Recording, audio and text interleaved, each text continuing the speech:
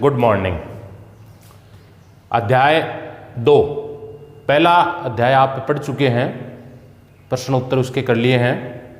अब हम इतिहास में दूसरा अध्याय करेंगे, लेखन कला एवं शहरी जीवन। देखो, जो चीज पहली बार होती है उसको ज्यादा पढ़ा जाता है, याद किया जाता है। जैसे भारत का पहला प्रधानमंत्री, भारत का पहला महिला प्रधानमंत्री, पहला राष्ट्रपति, वर्तमान, ये चीजें ध्यान में रखी जाती है ना।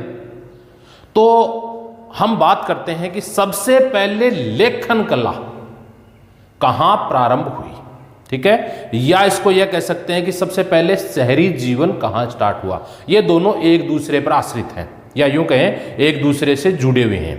कैसे जुड़े हुए हैं, देखो इसमें बात करते हैं हम। शहरी लोग हैं, वो गांव के लोगों से लिखना पढ़ना पहले सीखेंगे, या ऐसा कह सकते हैं कि लेखन कला का विकास है वो कहां होगा, शहरों में होगा, ठीक है। लेखन कला का जो विकास है वो कहां होगा, शहरों में होगा। या दूसरे शब्दों में कह सकते हैं कि शहरी जो लोग हैं वो पहले पढ़ना लिखना सीखेंगे। तो इस लेसन में, या यूं कहें इस अध्याय में, हम ये पढ़ेंगे कि सबसे पहले विश्व में शहरी जीवन का प्रादुर्भाव या शहरों का निर्माण कहां हुआ और वहां की लेखन कला का प्रादुर्भाव कहां हुआ, ठीक है। तो आज हम इस लेखन कला की बात करें विश्व में, तो एक देश या एक सभ्यता है, उस सभ्यता का नाम है मेसोपोटामिया की सभ्यता, है ना। यानी लेखन कला का जो प्रादुर्भाव हुआ है वो कहां से हुआ है, मेसोपोटामिया की सभ्यता से हुआ है। दूसरे शब्दों में हम कह सकते हैं कि मेसोपोटामिया की जो सभ्यता थी वो आज से लगभग 2 से 2500 ईसा पूर्व है ना। अलग अलग किताबों में आपको इसका वर्णन है वो अलग अलग मिलेगा। कहीं मिलेगा 3200 ईसा पूर्व में मेसोपोटामिया की सभ्यता है वो अस्तित्व में आई थी या शहरी जीवन का प्रादुर्भाव हुआ था। कई किताबों में आपको 3000 ईसा पूर्व मिलेगा, कई किताबों में आपको 2000 ईसा पूर्व मिलेगा, और कई किताबों में आपको 2500 2500 ईसा पूर्व में मेसोपोटामिया की सभ्यता है वो शहरी जीवन के रूप में अस्तित्व में आई थी। ऐसा अलग अलग किताबों में आपको अलग अलग मिलेगा। देखो, ये बात आप जानते भी हैं, क्योंकि जो पुरातात्विक विभाग है, ये पुरातात्विक विभाग जब किसी वस्तु की खुदाई करता है ना, तो खुदाई के दौरान जो मिले अवशेष हैं, इन अवशेषों के आधार पर हम आकलन करते हैं कि यह सभ्यता कितनी पुरानी हो सकती है ना।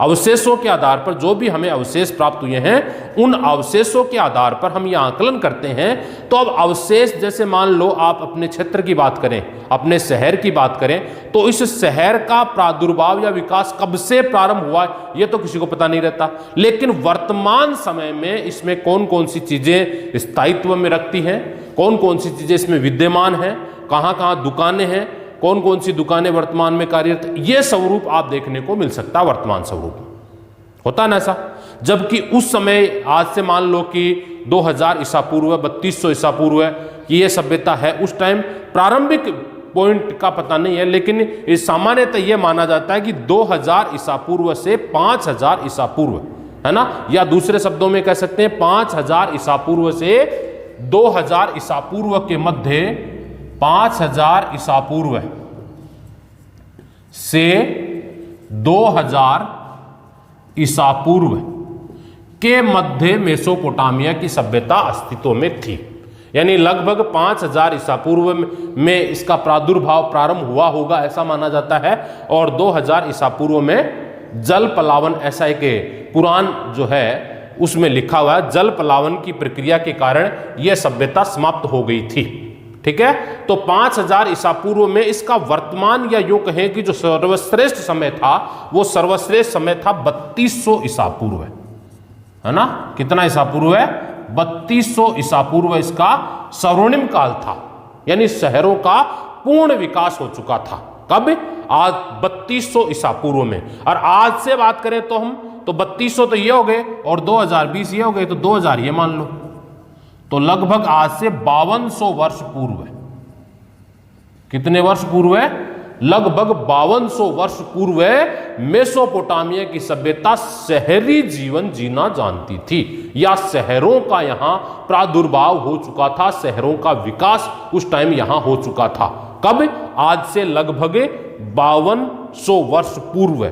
और शहरों के विकास की यदि बात करें हम, है ना, शहरी जीवन की यदि बात करें हम, तो यहां के जो लोग थे शहर के साथ ही साथ ये गांवों से भी जुड़े हुए थे, है ना। शहरों का आज के समय भी हम बात करते हैं, क्योंकि शहर के जो लोग हैं वो किस पर आश्रित रहते हैं भाई? गांवों पर आश्रित रहते हैं। कैसे रहते हैं गांवों पर आश्रित? उनको खाने के लिए अनाज चाहिए, ठीक है ना। आटा से वो रोटियां बनाएंगे, तो आटा कहां, गेहूं कहां से प्राप्त होगा उनको? गेहूं का क्या शहर में उत्पादन होगा? उत्पादन नहीं होगा। उत्पादन कौन करेगा? गांव के किसान करेंगे। उनको दूध चाहिए, रॉ मटेरियल चाहिए, खाद्यान्न उत्पादन चाहिए। ये सब कार्य हैं वो कहां से प्राप्त होंगे? इनको गांवों से प्राप्त होंगे। इसलिए शहर के जो लोग हैं वो किससे जुड़े हुए होते हैं भाई? गांवों से जुड़े हुए होते हैं। यानी शहरी जीवन और ग्रामीण जीवन दोनों एक दूसरे पर आश्रित हैं।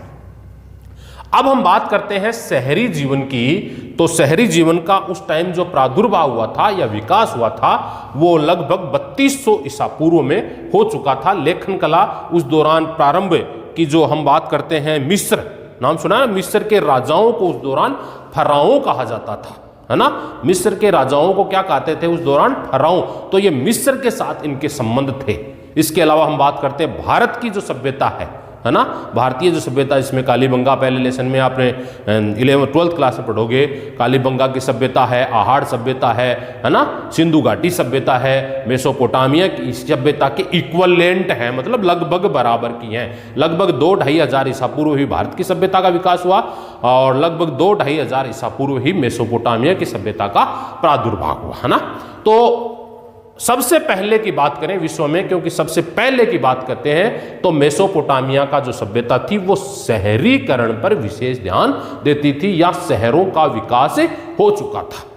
अब हम बात करते हैं कि ये जो सभ्यता है, शहरी जीवन का प्रादुर्भाव कब और कहां से हुआ? तो मेसोपोटामिया की सभ्यता से। मेसोपोटामिया की सभ्यता,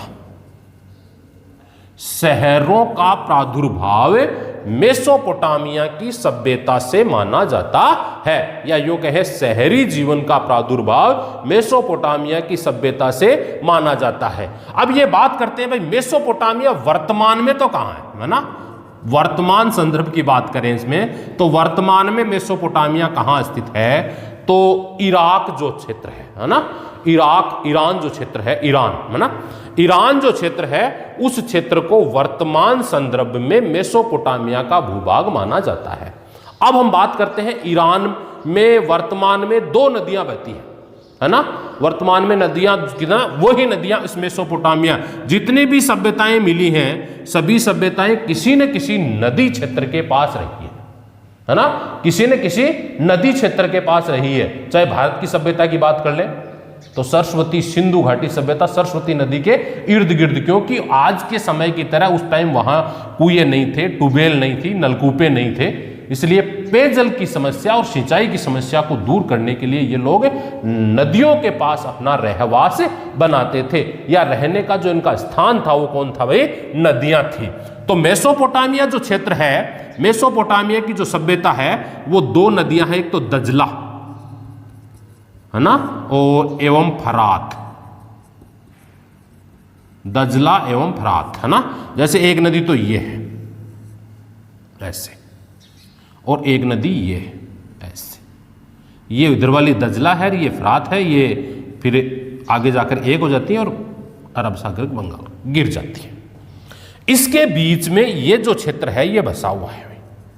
आप किताब में यदि देखोगे तो वहां एक मैप बना हुआ है ना, ईरान क्षेत्र का, ये आपका क्या है भाई? मेसोपोटामिया है, ठीक है। अब देखो मेसोपोटामिया जो है, इस मेसोपोटामिया के 2 भाग हैं। कितने भाग हैं? 2 भाग हैं। 2 भाग, एक इसके उत्तर में होगा, यानी नदियों का जो प्रवाह है उसके उत्तर में होगा, और दूसरा इसके दक्षिण में, यानी दोनों तरफ से विभाजित है ये। मेसोपोटामिया जो नाम है इसकी बात कर लें पहले हम कि भाई मेसोपोटामिया जो सभ्यता है इसका नाम कैसे पड़ा, मेसोपोटामिया जो शब्द है ये कैसे बना। तो देखो मेसोपोटामिया जो शब्द है ये दो शब्दों से मिलकर बना है। कितने शब्दों से भाई? दो शब्दों से बना है। एक है मेसोस और एक है पोटेमस, है ना। एक तो है मोसेस और एक है पोटेमस, ठीक है। दो शब्द हैं। मेसोपोटामिया जो शब्द है इसकी उत्पत्ति की यदि बात करें कि यह शब्द कैसे बना, इस शब्द का प्रादुर्भाव कैसे हुआ, इसका विकास कैसे हुआ, तो ये दो यूनानी शब्द है। इस यूनानी शब्द के दो शब्द बने, एक तो बना मेसोस और दूसरा पोटेमस। मेसोस का जो अर्थ होता है वो होता मध्य, और इस पोटेमस का अर्थ होता नदियां, है ना। इसका अर्थ होता था मध्य और इसका अर्थ होता नदियां, ठीक है। मेसोस का शब्द है, मोसेस का शब्द है मध्य, और पोटेटस जो है पोटेमस जो है इसका शब्द है नदियां, ठीक है। अब इसका शब्द व्युत्पत्ति, ये जो शब्द है ये दोनों शब्द हैं वो किसके हैं? यूनानी भाषा के हैं। जितने भी शब्दों की उत्पत्ति हुई है वो सब के सब किस भाषा के होते हैं? या तो यूनानी या ग्रीक भाषा के होते हैं। अब हम बात करते हैं कि इस मोसेस का क्या अर्थ है। मोसेस का अर्थ होता है मध्य और पोटेमस का अर्थ होता है नदियां। अब हम बात करें इन दोनों की, इस शब्द व्युत्पत्ति को दोनों को एक जगह कर दें तो इसका अर्थ ये हो गया ना भाई, नदियों के मध्य का भाग, है ना। किसका भाग? नदियों के मध्य का भाग। नदियों के मध्य का भाग क्या कहलाएगा? मेसोपोटामिया कहलाएगा, ठीक है। नदियों के जो मध्य का भाग है उसे हम क्या कहेंगे? मेसोपोटामिया कहेंगे। अब बात करते हैं नदियों की। तो आपने पहले मैंने बता दिया कितनी नदियां हैं? दो नदियां, एक तो दजला नदी है और दूसरी फरात नदी है ना। एक नदियां की बात करें तो एक दजला और दूसरी फरात, दो नदियां इसके भाग की है मुख्यतः। दजला नदी और फरात नदी का मध्य का जो भूभाग है उसे हम